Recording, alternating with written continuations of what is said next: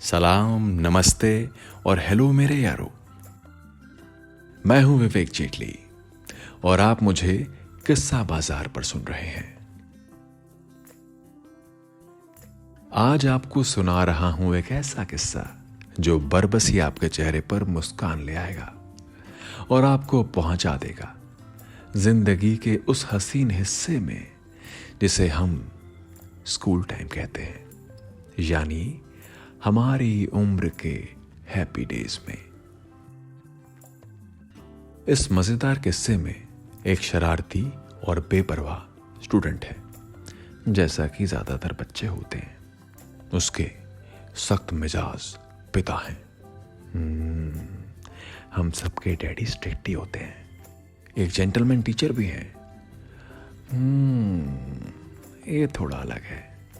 और सबसे बढ़कर स्कूल के दिनों का पहला क्रश भी है। ला ला ला ला ला ला ला ला ला ला। वाह, फिर तो स्टोरी रोमांटिक होगी, है ना? सावधान, ऐसा सोचना भी मत। ये किस्सा अगर किस्सा बाजार पर है तो इतना सीधा तो नहीं होगा। चलिए, आपकी एक्साइटमेंट को खत्म करते हुए मैं सीधे पॉइंट पर आता हूं और आपको यह किस्सा सुनाता हूं। इसे लिखा है दिलीप कापसे ने।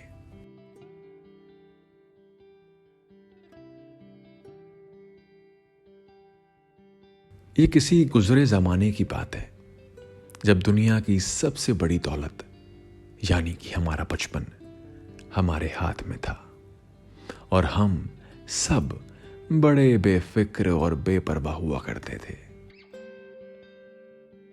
ये मेरे स्कूल के दिनों का किस्सा है साहब। एक जतिन सर हुआ करते थे जो बच्चों को मैथ्स और फिजिक्स पढ़ाते थे। बेहद ज़हीन, शालीन और कम बोलने वाले टीचर। पॉपुलर इतने कि फिल्म मोहब्बतें वाले गुरुकुल के राजा रेन वो भी उनके सामने कुछ नहीं। जिस स्कूल में मैं पढ़ता था, बदकिस्मती से वहां का अनुशासन बड़ा सख्त था और मैं पैदाइशी अनुशासन से बाहर रहने वाला लड़का। उस स्कूल में कोई ऐसा टीचर ना रहा होगा जिसने रुई की तरह ना धुना हो मुझे। अक्सर ही ऐसा होता कि प्रेयर के बाद बड़ी ही बुलंद आवाज में सैकड़ों लड़कों में से मेरा नाम पुकारा जाता और मैं ऐसे सामने निकल कर आता जैसे 26 जनवरी पर कोई बहादुरी का मेडल लेने जाता है। जब सारे लड़के और लड़कियां लाइन बनाकर क्लास में जा रहे होते, तब मैं अपने गालों पर चमाट खा रहा होता या अपनी पीठ पर बेहिसाब घूंसे झेलता रहता। बंगाली, बिहारी, मराठी, बस समझ लीजिए कि हिंदुस्तान भर का सारा जोर मुझ करीब पर आजमाया जाता। ऐसे में जतिन सर ही थे, एक ऐसे टीचर जिन्होंने कभी मुझ पर हाथ नहीं उठाया। मुझ पर क्या, उन्होंने तो कभी किसी स्टूडेंट को चांटा तक नहीं मारा था। एक रोज हुआ कुछ यूं कि जतिन सर बाहर कहीं से एक पतली सी छड़ी उठा लाए, और छड़ी भी ऐसी कि जिसे देखकर लगा कि वो जिस किसी भी पेड़ का हिस्सा रही होगी ना, उसे जरूर पोलियो मार गया होगा। खैर, स्कूल के पड़ोस में बने घरों से कुछ लोग ये शिकायत लेकर पहुंचे थे कि मैं और मेरे कुछ दोस्त साथ में बन रही एक नई बिल्डिंग में रोजाना शाम को जाकर सिगरेट फूकते हैं।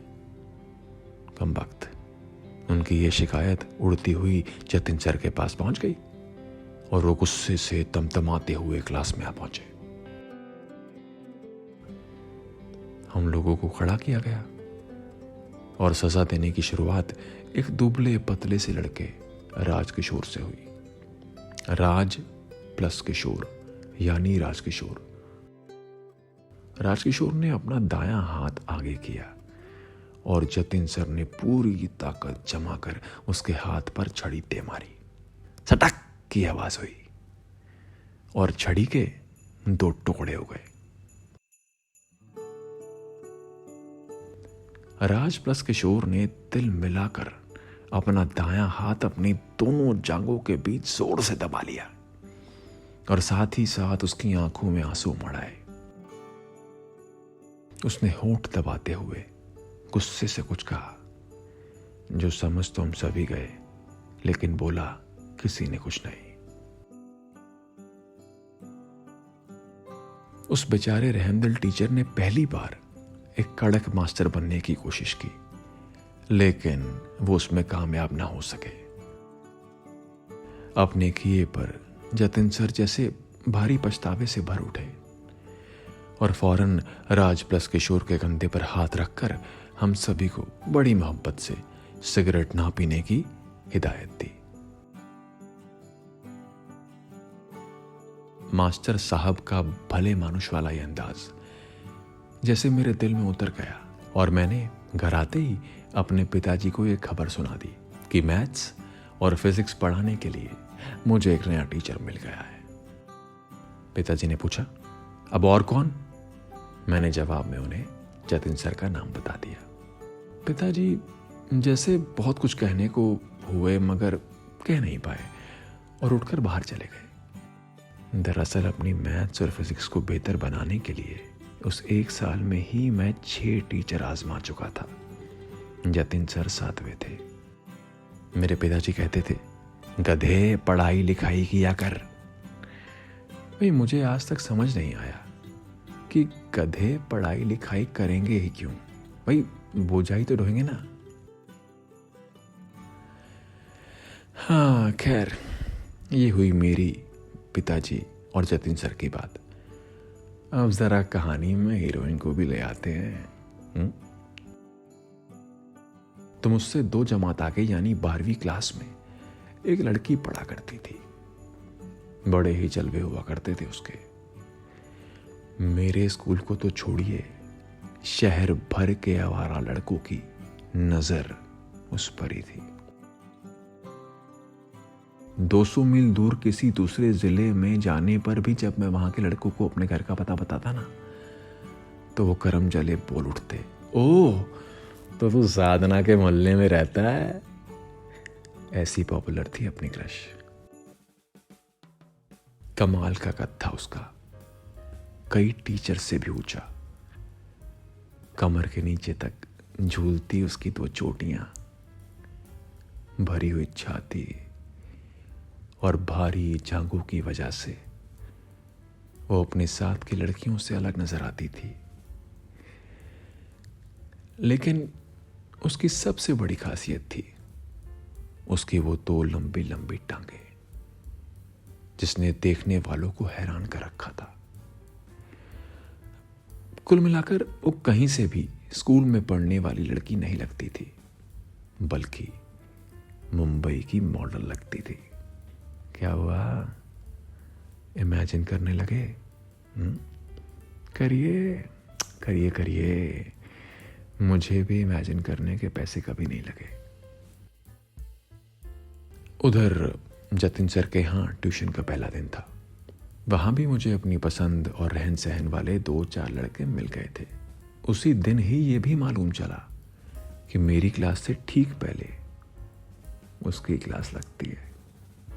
अरे उसी की जिसे अभी तक आप इमेजिन कर रहे हैं। नोटी।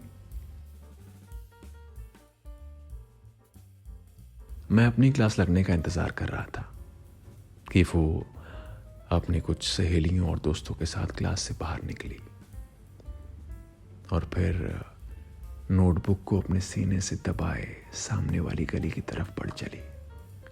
चेहरे पर घमंड से भरी एक हल्की सी मुस्कान और उसकी वो मतवाली चाल मुझे कातिल जान पड़ती थी।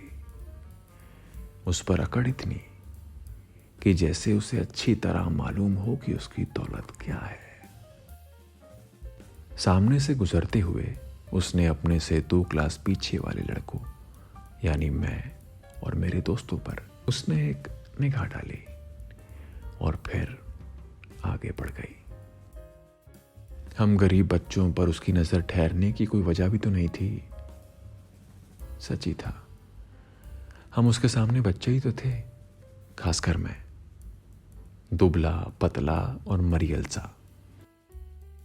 वो आगे गली से मुड़ी, हमारी आंखों से ओझल हुई और फिर हम जतिन सर की क्लास में जा घुसे।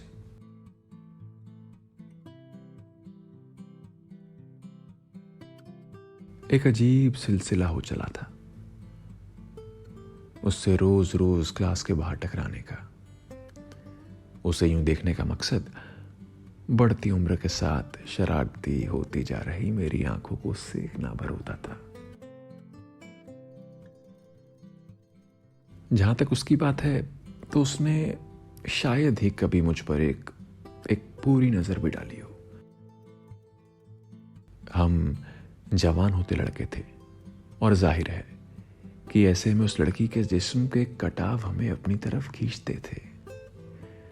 सच तो यह है कि उसके निकलते ही शुरू होने वाली मेरी क्लास में भी मेरा मन नहीं लगता था। उधर जतिन सर मुझे फिजिक्स समझाने के तमाम जतन करते रहे, लेकिन मेरी समझ में तब भी कुछ नहीं आया। उनसे नई नई गालियां और डांट खाने की आदत डालनी पड़ी। दरअसल जतिन सर को खुद अपने आप को भी साबित करना था। मैंने उन्हें मौका जो दिया था कि वो मुझे पढ़ाए।